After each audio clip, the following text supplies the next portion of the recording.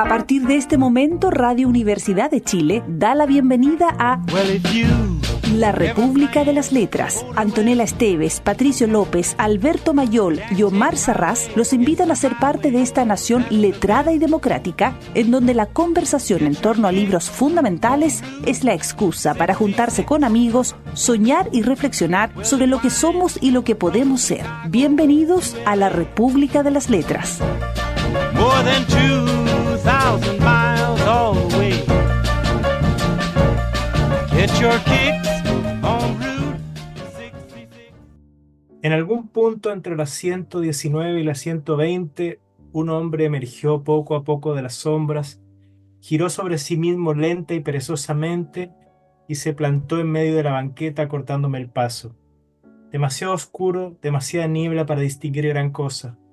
Robusto o endeble, joven o viejo, imposible saberlo. Ni siquiera se le veía el rostro, que puso solo a unos centímetros del mío. Nada sin un par de destellos del blanco de sus ojos, un criptograma de persona, un borrón en la noche. Pero alcanzaba a olerlo, podía aspirar el agrio aliento que le salía de la boca y me daba en la cara, y entonces me dijo: «Suelta todo lo que lleves encima si no quieres un navajazo en las tripas». Oí cómo la automática se abría de pronto y cuando vi alzarse hacia mi rostro lo que supuse que era la hoja, todo empezó a hacerse más lento en mi cabeza y comprendí o creí entender que aquella lentitud significaba que estaba frente a mi propia muerte y que aquellos eran los últimos momentos de mi vida.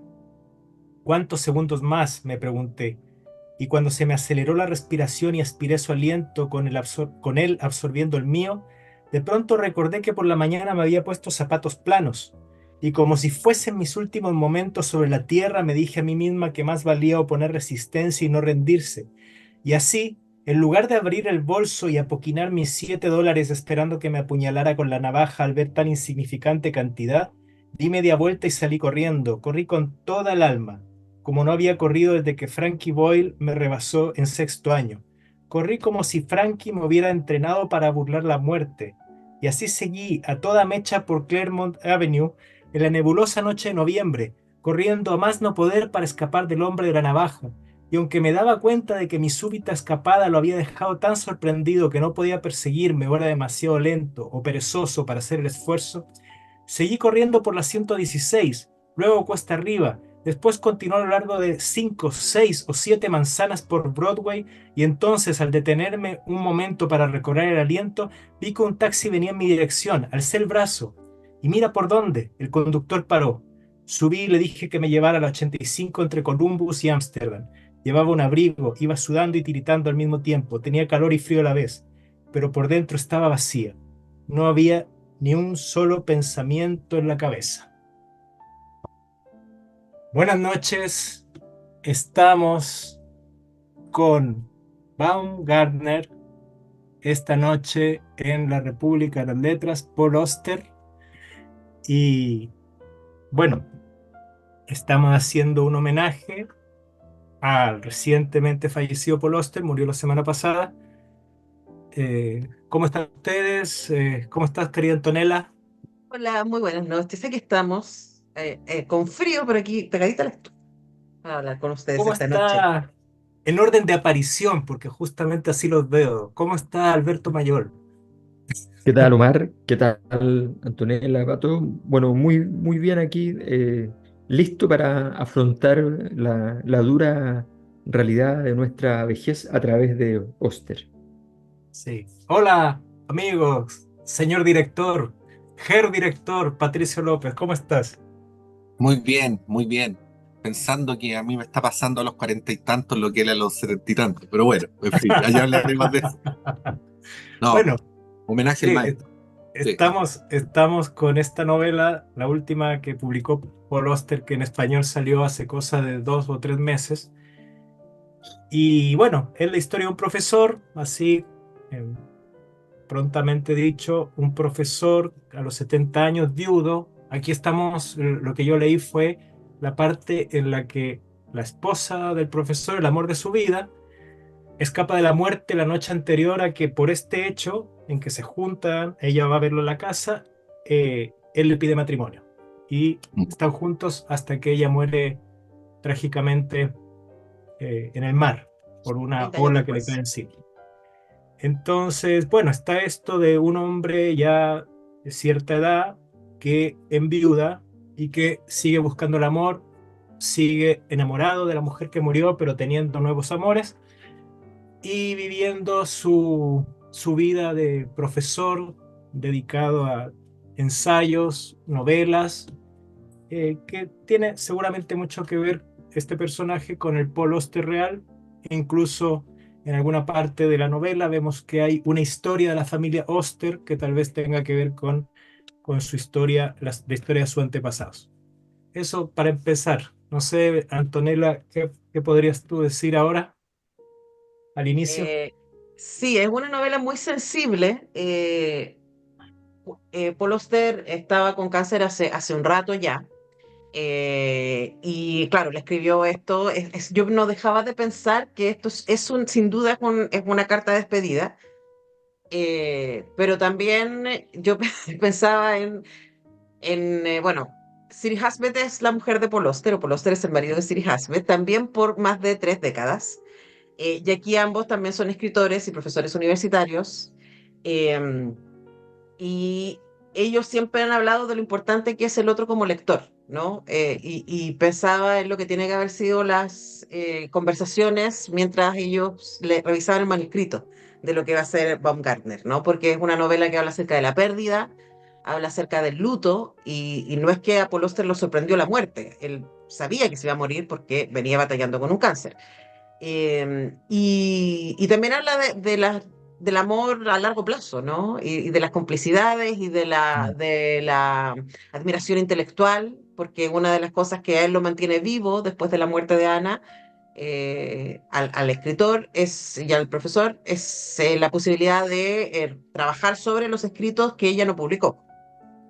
Entonces creo que es una novela muy sensible, de verdad es muy, muy bonita. Paul Auster escribe después, justo además porque murió, han estado dando vueltas muchos videos sobre él, y vi uno en donde él hablaba de que él era un escritor muy lento, de que con suerte él era capaz de escribir una página al día y podía estar 8 horas sentado corrigiendo párrafos, hasta Mm. alcanzar un ritmo.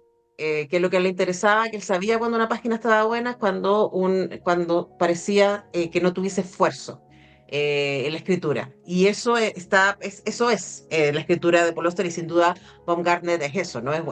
Tiene mucho punto seguido, tiene mucho ritmo, es muy hermosa y es muy fácil de leer y es muy accesible. Y es muy querible, Baumgartner.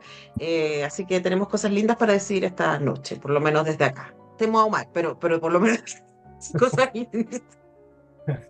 Sí, No, es que una novela, eh, a ver, son esas novelas que uno tiene dos posibilidades de alguna manera, solamente va a poder interpretarla. Es una novela que tiene algo de novela mínima, de esos esfuerzos por hacer algo sencillo, algo simple, algo maduro, ¿ya? Un poco como la muerte de Iván Illich, una cosa así, donde no es la obra en que el autor va y dice, he aquí mi opus, ¿ya? He aquí estoy todo yo, pero también estás tú. Cada uno de tus lectores está dentro de esta novela y lo digo todo respecto a todas las cosas del mundo. Aquí se dicen muy pocas cosas sobre el mundo. Se dicen cosas sobre la vejez, por supuesto, se dicen cosas sobre el amor, por supuesto, pero todos sabemos que más son provisionales porque son cosas del amor en el último tramo, eh, son los recuerdos, los escritos, la experiencia de una vida que ya se extingue. Y por tanto, cuando tú estás frente a un párrafo que efectivamente tiene una cadencia, un ritmo menos intenso, que casi todo tiene bastante esa cadencia sencilla, digamos, bueno, uno lo atribuye fundamentalmente a la vejez, ¿no?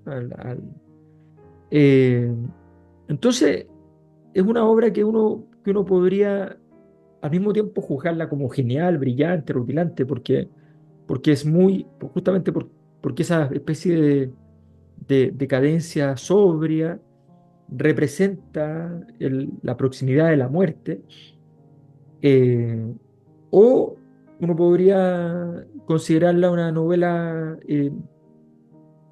tan modesta que de alguna manera no te podría no entusiasmar.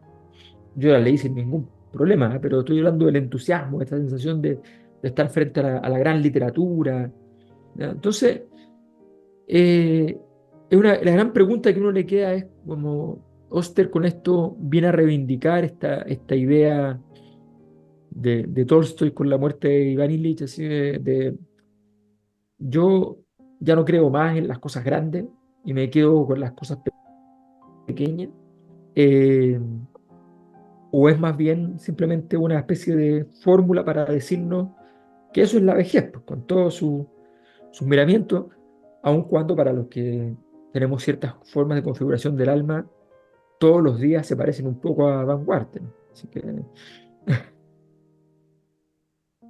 Siempre es otoño en mi corazón.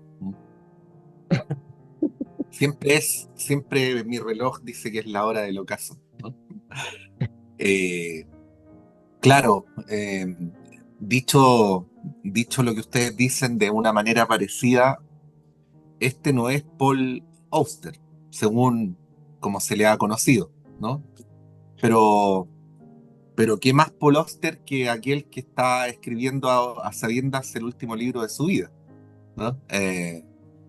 Y, y tiene esa paradoja que es bien hermosa. También implica para el lector este dilema borgiano de que es imposible separar el libro o la obra del contexto en el cual se escribe, ¿no? Entonces, es un libro que hemos sabido que ha sido escrito y publicado cuando había sido diagnosticado con cáncer.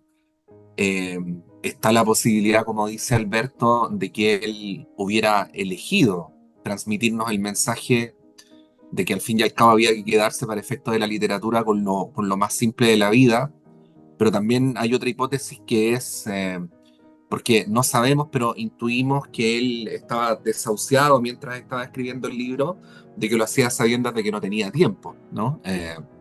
Y por lo tanto, eso que describes tú, Anto, de que él se tomaba el tiempo para ir encontrando el ritmo, para poder dar con el tono, era algo que en este caso, por única vez, no resultaba posible, ¿no? Eh, y es una obra muy conmovedora, la verdad, es muy bella, muy poética, y entiendo este tema del contrato porque, sin embargo, dicho lo dicho, no sé si los especialistas en Paul Auster podrían situarla dentro de sus mejores obras, ¿no? Pero se me ocurre nomás, o se me ocurría mientras lo leía, pensar en algo parecido a lo de Ernesto Sábato, que alguna vez leímos acá sus obras de sus últimos años, que no son para nada sus mejores obras literarias, pero sí probablemente son sus obras más entrañables o más emocionantes, ¿no? Y eso también es, ¿no? Así es que, así es que bueno, es un libro muy otoñal en el literal sentido del término, ¿no? En estos días en que aprovechamos de contar para la posteridad, porque este programa puede que haya quien lo vea, Antomar, Alberto, en 3 años más, 5 años más, no sé, que estamos pasando días de mucho frío, de mucha lluvia, de muchas hojas en el suelo, de mucha oscuridad. Y es como si nos hubiéramos propuesto deliberadamente elegir este libro para una semana como esta, ¿no? Sí, mm, eso que dices tú, Patricio, de así, y lo que hablabas de Benedetti también me hace sentido porque, bueno, Benedetti también defendía una literatura de arte menor, ¿no? Una literatura de, digamos, no contraria a la épica, más cercana a la rutina, y eso se ve aquí. A mí me, me- yo encontré varias cosas interesantes, por ejemplo, esto cuando cuenta que va el personaje a ver a la ciudad de un abuelo en la actual Ucrania y esta historia de los lobos que poblaron la ciudad, que tomaron la ciudad cuando en la guerra se mataban los dos bandos en la Segunda Guerra Mundial y esa ciudad quedó deshabitada y llegaron los lobos. Hay varias varias historias que pueden ir ahí siendo interesantes. A mí me causaba también, pero a pesar de todo eso era como que todo era un poco extraño.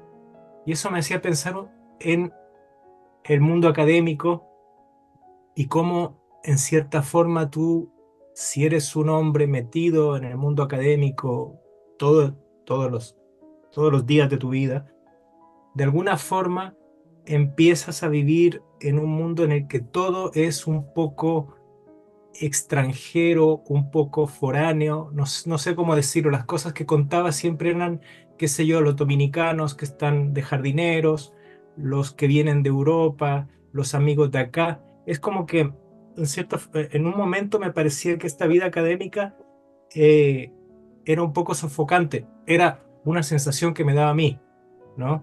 Mm. Y bueno, y muchas sugerencias que hay en el libro. Yo, para terminar lo que voy a decir en el primer bloque, eh, me recordó mucho un cuento que es para Borges el favorito, que es Wakefield, de Hawthorne, por el último párrafo, ¿no? Que es eso con lo que decían ustedes de que es la novela final, la novela donde se está despidiendo. Cuando dice, en el último párrafo dice, y así, con el viento en la cara y la sangre aún resumando de la herida en la frente, nuestro héroe se dirige en busca de ayuda. Y cuando llega a la primera casa y llama a la puerta, empieza el último capítulo de la historia de S.T. Baumgartner. Así termina. Y eso me recordó la historia Wakefield, donde un marido se va de la casa y empieza a hacer una broma y simplemente empieza a observar a su mujer. Pasan 20 años y el cuento termina en que él ve como la mujer lleva el luto y todo, y él viviendo a la vuelta. Y la historia termina con que él, después de 20 años, golpea la puerta para entrar a la casa. Que es un poco lo que está también en Ciudad de Cristal del mismo Oster, una novela de los años 80. Entonces, parecería que Oster aquí, si uno conociera más su obra, o qué sé yo, va dando guiños de cosas que han sido importantes en su vida, como decían ustedes en esta obra final. Bueno, Bueno, vamos a volver sobre ¿quién? aquello. Tenemos ¿Qué que programa más concluir. otoñal? Sí, yo a propósito tengo una canción muy otoñal para esta ocasión, una canción hermosa que además me hace mucho sentido con este libro y con el tránsito del personaje, es Nick Drake con Place to Be.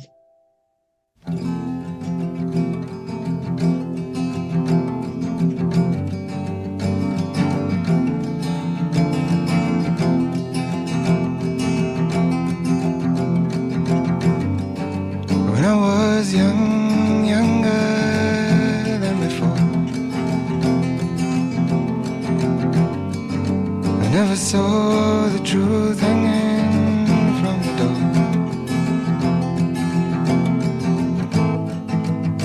And now I'm more or less see you face to face.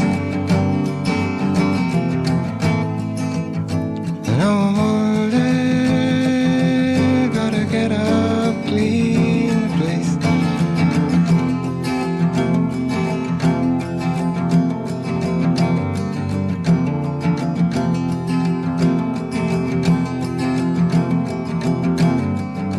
And I was green, greener than the hill, where flowers grew and the sun shone still. Now I'm darker than the deepest sea.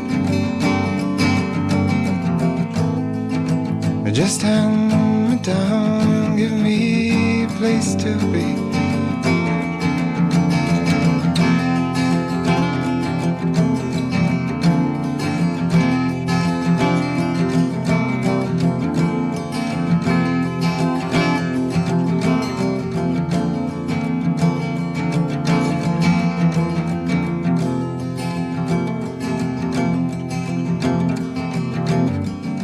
And I was strong, strong in the sun.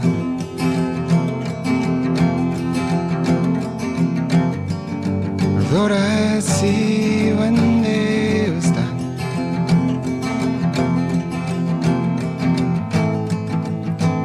weaker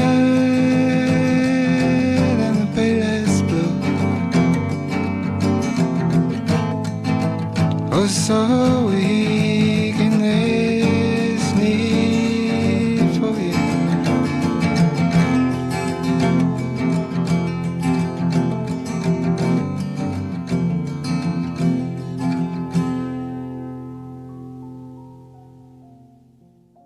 Todo se le vino abajo el día del pocillo quemado y la caída por la escalera. Hasta entonces no había comprendido lo profundamente dividido que se sentía en lo relacionado con Ana.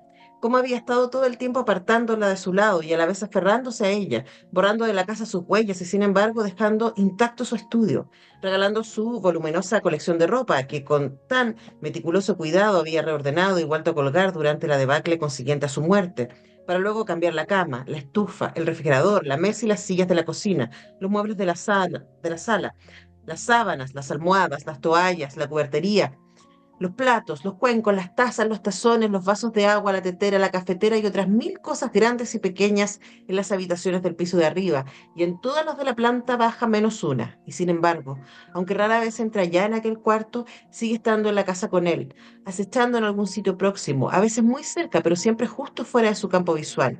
Y entonces, en aquella aciaga tarde de abril, irrumpió ante él, sentado en la cocina mirando el ennegrecido pocillo en el suelo, lo único que no se había molestado en cambiar, y en vez de agradecer la oportunidad de pasar un rato en compañía de Ana, la echó a patadas, expulsándola con vehemencia tan desconsiderada y brutal que se quedó horrorizado. Después se produjo el espectáculo del petirrojo devorando lombrices en el jardín y luego el estallido, porque solo entonces, al cabo de 9 años y 8 meses de esforzarse por vivir entre dos estados de ánimo contradictorios y recíprocamente destructivos, fue cuando comprendió que había metido la pata hasta el fondo. Vivir es sentir dolor, dijo para sí, y vivir con miedo al dolor es negarse a vivir. A quien le llegue. La derrota, la derrota, la derrota, ¿no? Oye, qué La bonito, derrota, la derrota, conoce. la derrota es demasiado bella como para contaminarla con la victoria, ¿no? Baumgartner, estamos leyendo en La República de las Letras y a propósito de lo último que decía Omar, a mí me gustaría explicar un poco para que la gente sepa cómo está armado el libro, porque podría pensarse como un libro raro, a mí no me pareció tan raro, me pareció que la estructura sí funciona, pero claro, efectivamente una sí tiene cabeza de académica. Entonces, claro, él es un académico universitario, hace clases en Princeton, o sea, es como académico de elite, además. Hace clases de fenomenología, entonces además trabaja filosofía, ¿cierto? Y lingüística, y sus investigaciones son de distintos filósofos muy importantes, y de hecho está escribiendo un libro sobre Kierkegaard cuando parte la novela. eh, y sabemos que estudió a Merleau-Ponty, entonces como que está con tiene mucha carga académica su relato, ¿no? Al mismo tiempo ella también hace clases en la universidad, hacía clases antes de morir y también era traductora y trabajaba en una editorial chiquitita cuando ellos se conocen. Entonces el relato no está en primera persona, pero está desde el punto de vista de él.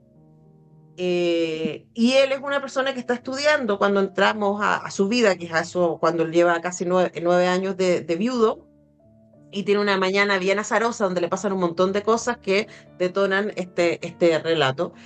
Y entre medio de las cosas que le pasan, él empieza a ponerle más atención a los escritos que dejó su mujer.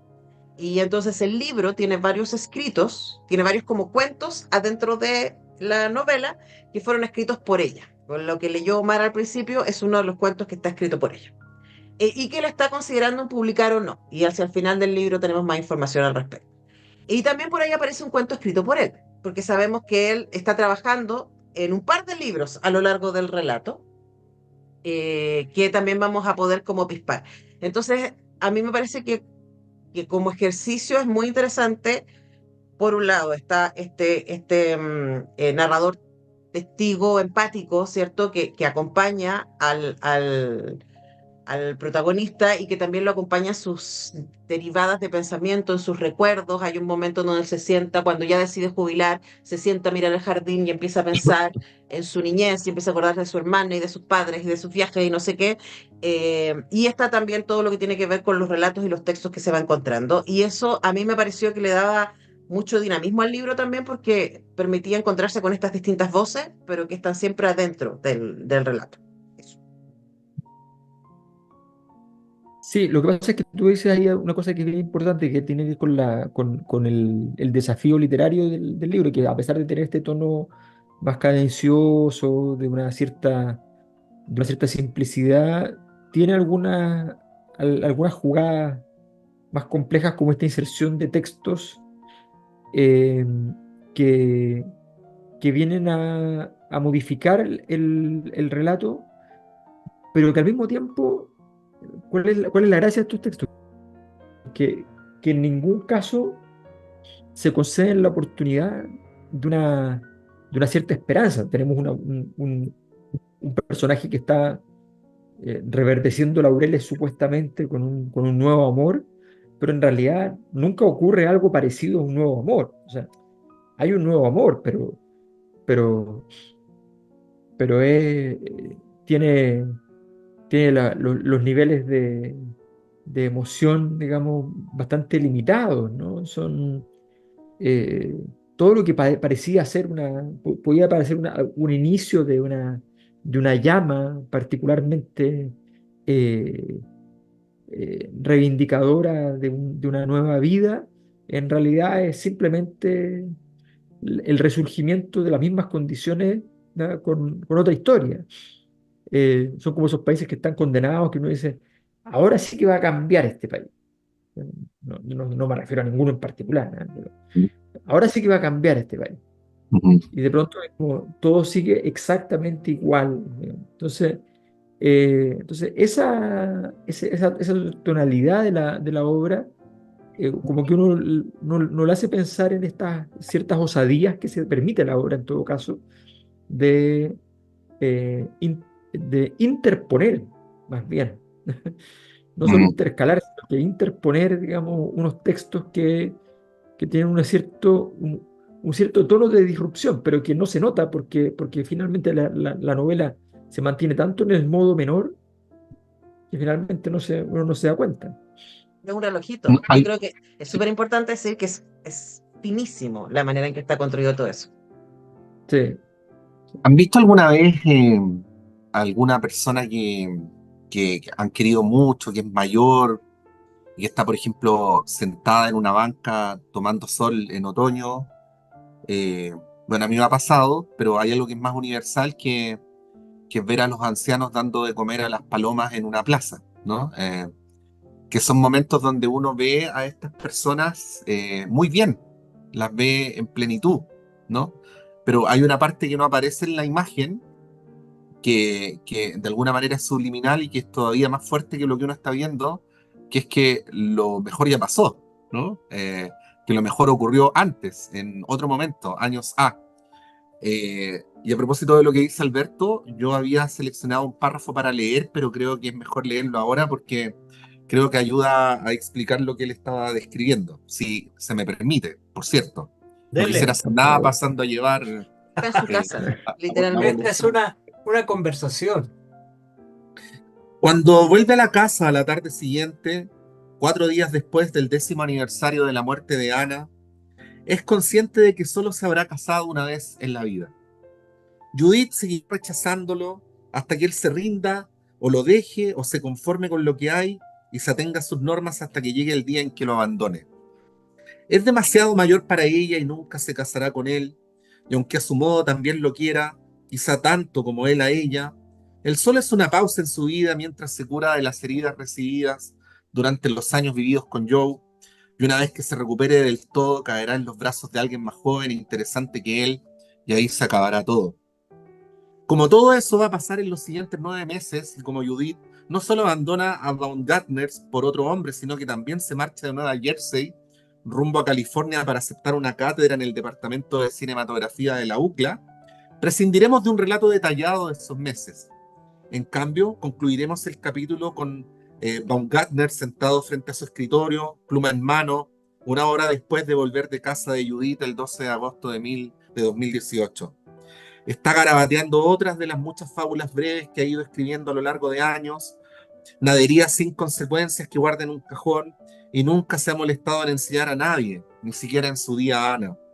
Sin embargo, sigue escribiéndolas en circunstancias extremas y con la moral por los suelos aquella tarde mientras llora la muerte de lo que percibe como última oportunidad para el amor. Puede que esta extraña fabulación ayude al lector a entender el estado de ánimo de nuestro héroe en aquel momento preciso de aquel día en particular. ¿Te referías a eso, Alberto, en parte, no?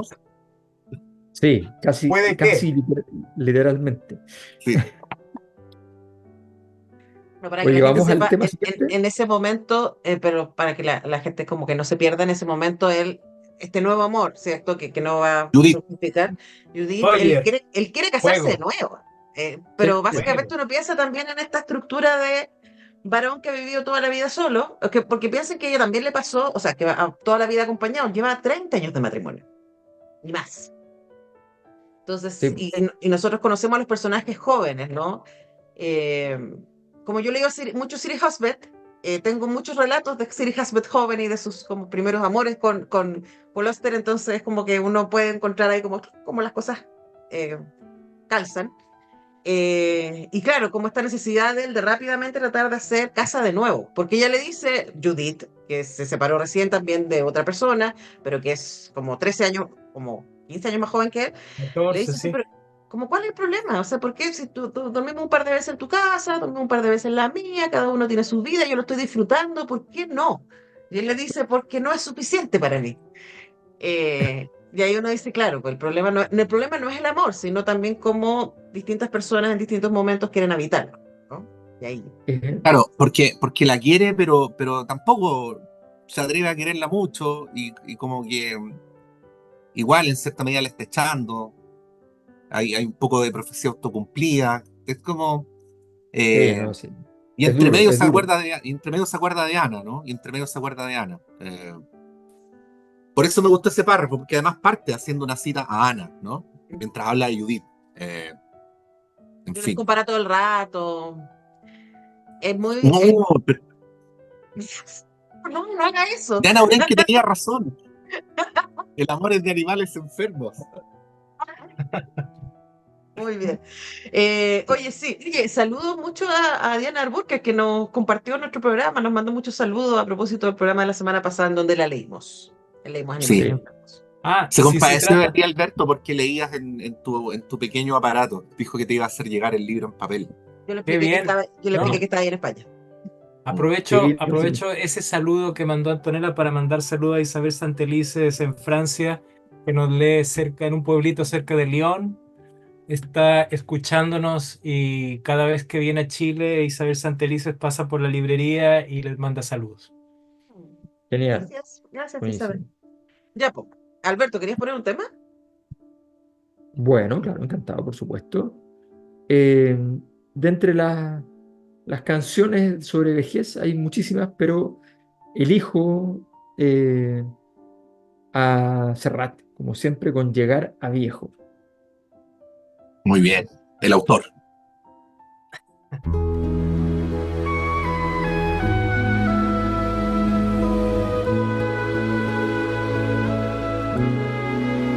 Si se llevasen el miedo y nos dejasen lo bailado para enfrentar el presente, si se llegase entrenado y con ánimo suficiente, y después de darlo todo en justa correspondencia, todo estuviese pagado y el carné de jubilado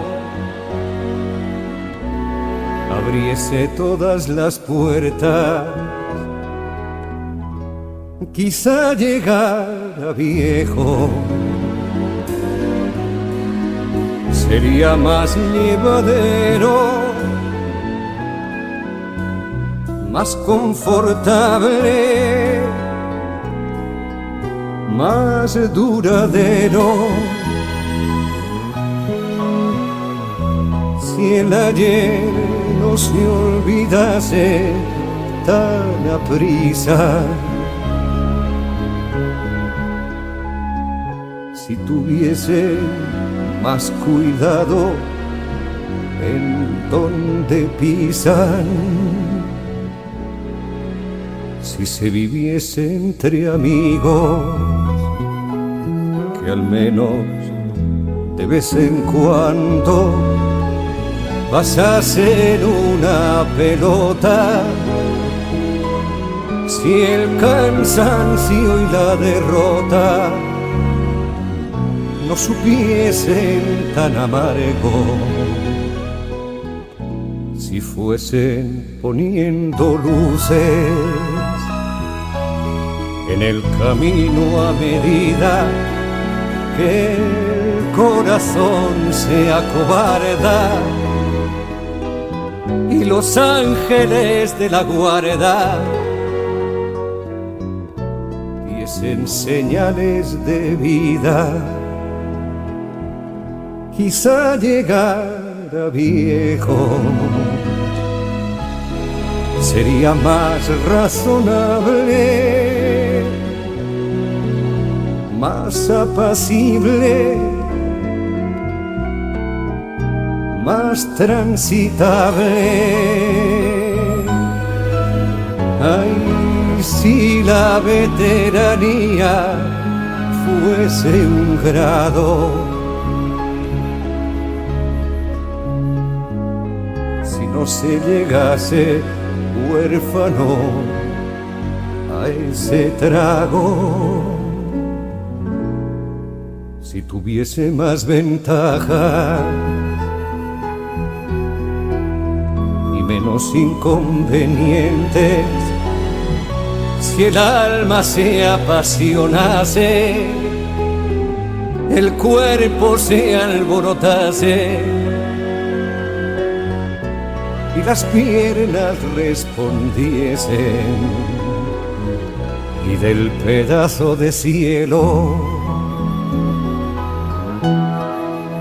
reservado para cuando toca entregar el equipo,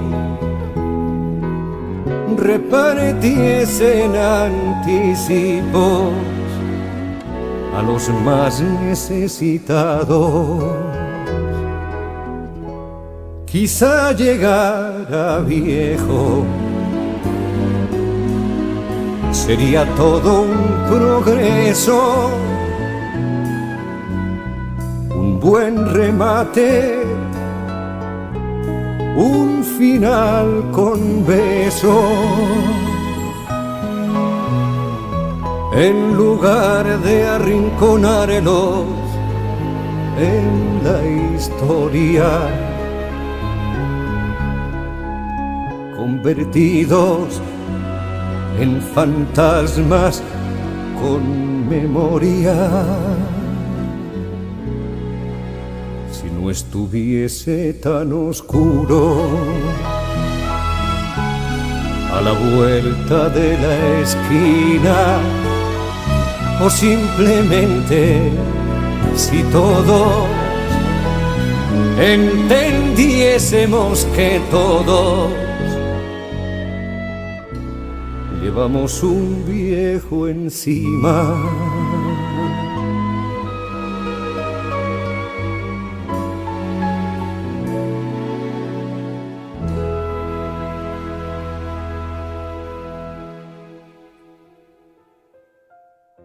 Baumgartner teme la humillación que podría guardarlo, pero al mismo tiempo también sabe que si no logra armarse de valor para proponérselo, se despreciará a sí mismo por cobarde y poco a poco se irá convirtiendo en un lelo. Su nombre completo es Judith Foyer y es profesora de cinematografía en Princeton. Llegó a la universidad a principios de los años 2000 con bastante anterioridad al desastre de Cape Cod para haber entablado amistad con Anna, que, chiflada por las películas antiguas norteamericanas de los años 30 y 40, encontró una interlocutora ideal en Judith, que por lo visto sabía más de esos filmes que cualquier otra persona viva, y como Judith seguía casada por entonces con Joseph Frederickson, una promesa en su tiempo, pero novelista fracasado, que ahora se ganaba la vida produciendo sin parar literatura policíaca popular de segunda clase, las dos parejas se reunían de cuando en cuando para cenar en algún restaurante o en sus respectivas casas. A Baumgartner le gustó Judith desde el principio, algo menos su marido, por lo que más bien quién era, por lo que más bien quién era y porque la habían puesto en esta tierra, mientras que su marido, mucho mayor que ella, no tenía nada nuevo que descubrir sobre sí mismo, salvo su lugar con respecto a ella, su joven esposa y los dos hijos que tendrían. Baumgartner, esta noche en la República de las Letras, con la última obra de Paul Auster, deliberadamente construida como última obra, deliberadamente dedicada a la obsolescencia y ya no a la adolescencia, definitivamente dedicada a a la lentitud, no al frenesí y al amor, pero bueno, un amor, un amor menos de con muchos menos de los atributos habituales por los cuales uno va a hacer referencia al amor. Pero antes de darles la palabra, tengo que decir que estamos en el tercer bloque y me encamino a evitar cualquier tipo de situación que pudiera privarnos de este honor y por tanto me someto a ustedes a consideración la existencia en un lugar conjetural de la ciudad, a la salida del Metro Chile-España, en Macul con Irarrázaval, José Pedro Alessandri 94 para ser más preciso, librería Clepsidra, la única dirección que me sé en la ciudad de Santiago, librería Clepsidra, a poco más de una cuadra de la Plaza Ñuñoa, en el epicentro del posmodernismo, un lugar completamente que puede recorrer todas las formas, lo tradicional, lo moderno, lo posmoderno, todo está allí, todo está allí. Lo tribal. Lo tribal, como el Aleph, todo está allí, simultáneamente.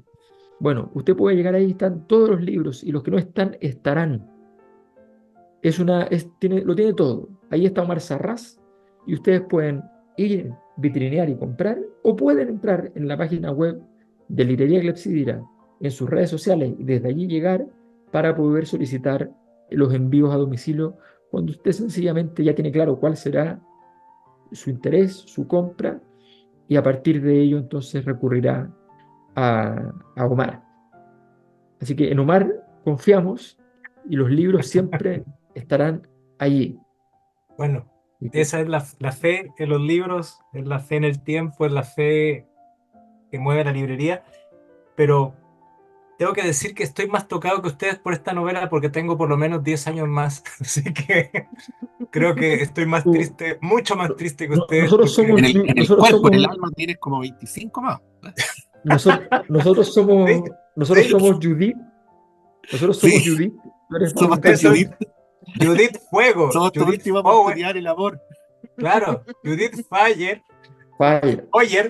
Judith Foyer. Foyer, que es Judith Fuego, justamente así se llama, y la mujer era Ana Blume, que era Flor. Bueno, ahí estamos.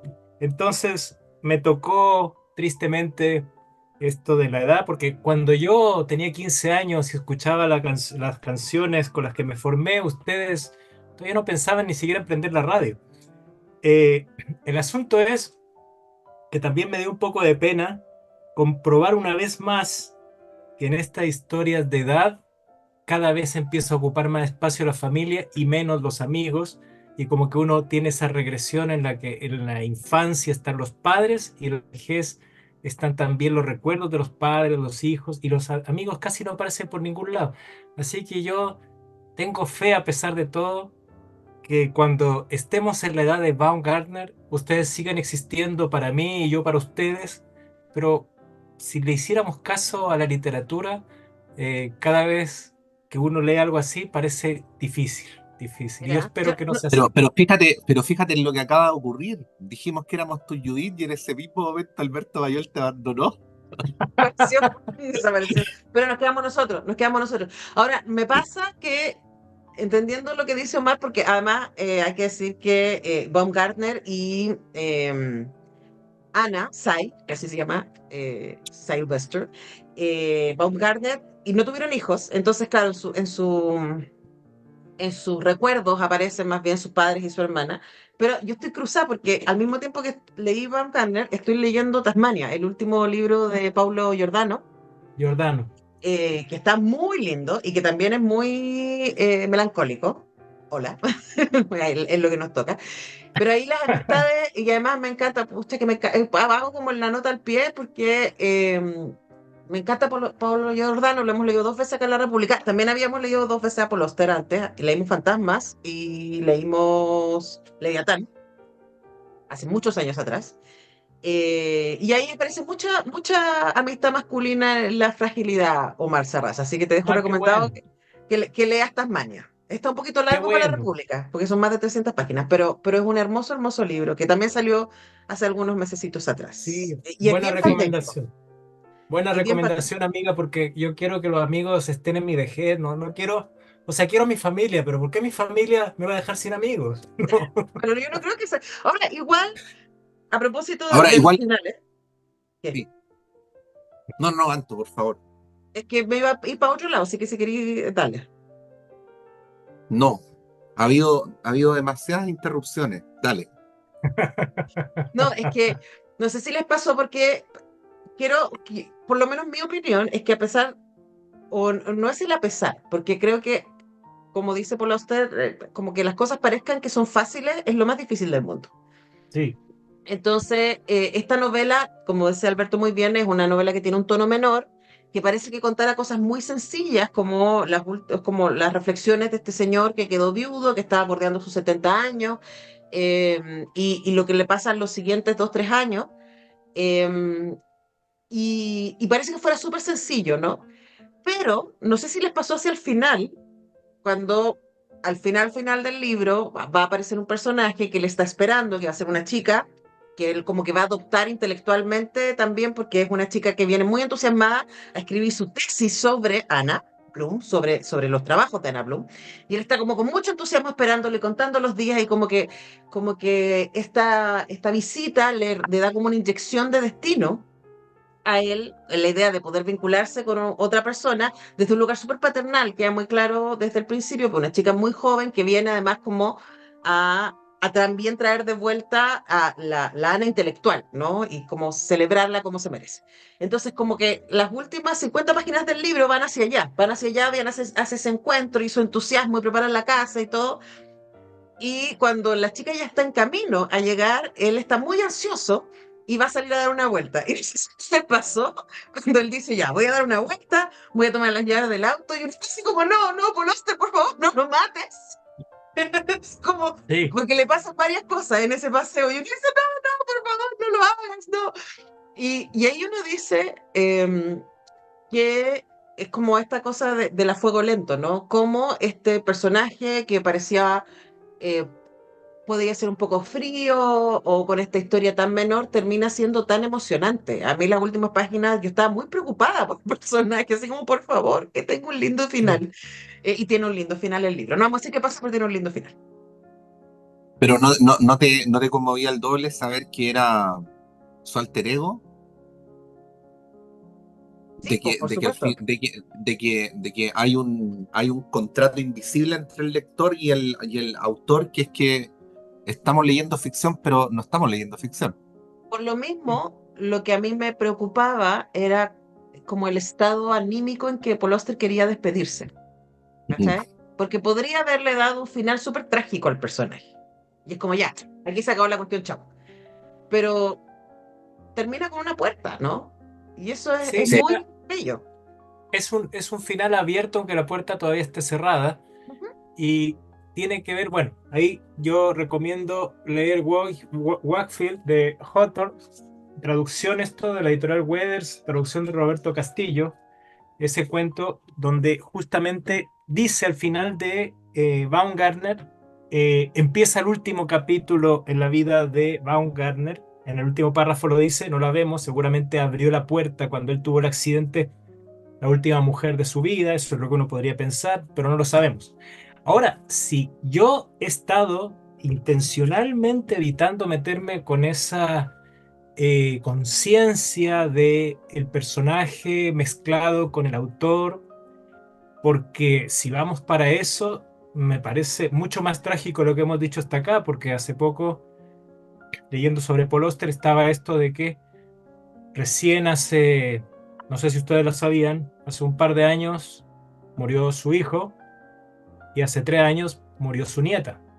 Y las circunstancias de la muerte de la nieta, las circunstancias de la muerte del hijo, son muy tristes. Y entre Paul Auster y su hijo no había relación hace años también.